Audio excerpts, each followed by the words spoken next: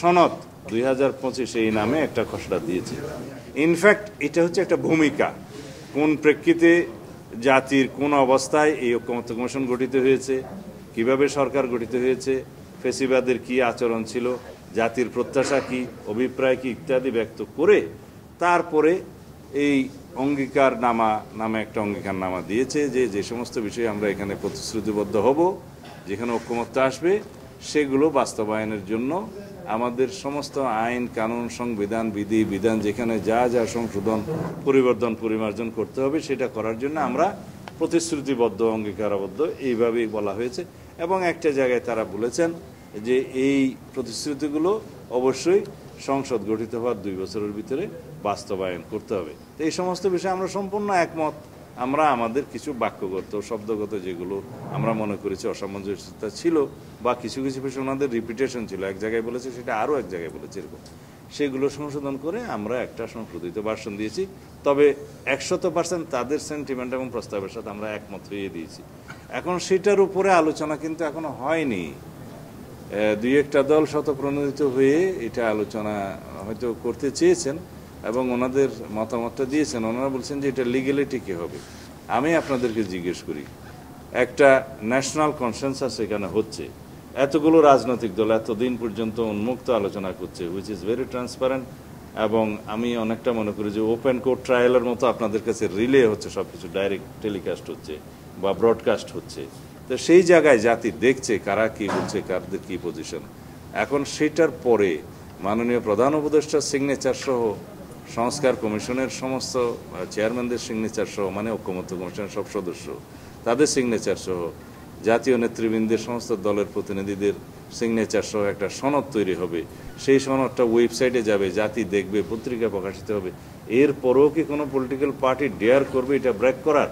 তাহলে কি তাদের রাজনৈতিক বিশ্বাসযোগ্যতা সেই সমস্ত রাজনৈতিক দলের কি থাকবে? সেই রিস্ক কি কোনো দল নেবে?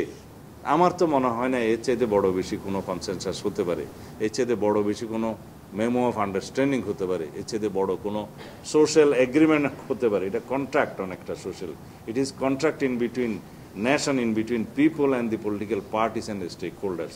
তা আমি মনে করি সেটা বাস্তবায়নের জন্য একমাত্র জায়গা হবে জাতীয় সংসদ। বিফোর দ্যাট অধিকাংশ সংস্কার প্রস্তাব তো এখনই বাস্তবায়ন হয়ে যাচ্ছে, আপনারা নিশ্চয়ই জানেন সেটা। বিভিন্ন মন্ত্রণালয়ের মাধ্যমে, অর্ডিন্যান্স জারির মাধ্যমে সংস্কার প্রস্তাবের অনেকগুলো এখনই বাস্তবায়ন হয়ে যাচ্ছে।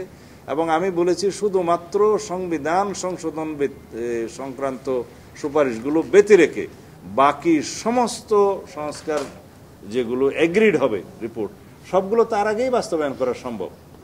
এমনকি সেটা কমিটমেন্ট দেওয়ার আগেই বাস্তবায়ন করা সম্ভব। এখন হচ্ছে না রেগুলার সমস্ত আইন কানুন অর্ডিন্যান্স যেগুলো হচ্ছে, এগুলো তো সংস্কারের ঐকমত্যের ভিত্তিতেই হচ্ছে, হয়ে যাচ্ছে। তো সুতরাং শুধু একটা বিষয় এখানে এগ্রিমেন্টের ভিতরে গুরুত্বপূর্ণ, সেটা হচ্ছে সংবিধান সংশোধন। তো জাতির কাছে এতদিন আমরা আলাপ আলোচনা করে এই সংবিধান সংশোধন সহ অন্যান্য সংশোধনের ভিতরে যা যা ঐকমত্য হয়েছি সেটাতে আমরা এগ্রিমেন্টে সই করব। আর যা যা আমরা ঐকমত্য হচ্ছে না সেখানে তো আমরা বার্গেন করছি, আমরা ডিসকাশন করছি, আমরা ডিবেট করছি। যদি কারো কোনো দ্বিধা থাকতো যে ঠিক আছে এখানে সব একসাথে ঐকমত্য হয়ে যায়, পরে বাস্তবায়ন করব না, তাহলে তো এটা অনেক আগেই সেরকম করা যেত। এখানে নেশনকে ধোঁকা দেওয়ার মতো কোনো মানসিকতা আমার মনে হয় না কোনো রাজনৈতিক দলের আছে।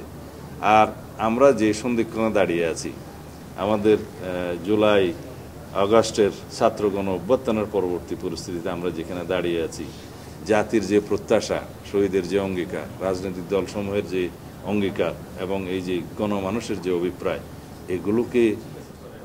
এগুলোকে আমার মনে হয় মূল্যায়ন না করে কোনো রাজনৈতিক দল ভবিষ্যতে রাজনীতি করবে, সেটা একটা আমার মনে হয় যে একটা অলীক চিন্তা ভাবনা।